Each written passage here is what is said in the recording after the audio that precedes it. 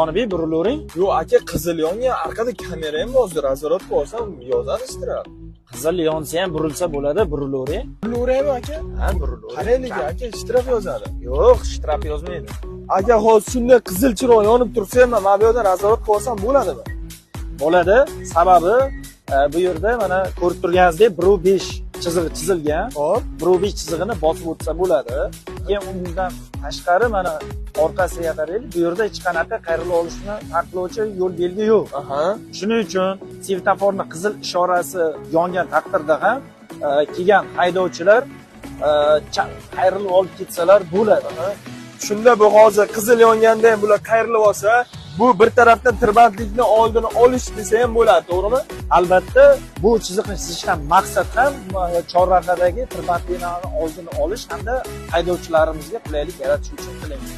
Qizilda bemalol qo'rqmasdan qayrilib olib ketsalar bo'ladi, hech qanaqasiga kameradan jarima kelmaydi. O'shanda mana shu pallasiga e'tibor berishadi, uzilgan bo'lishi kerak. Albatta, uzilgan bo'lishi kerak.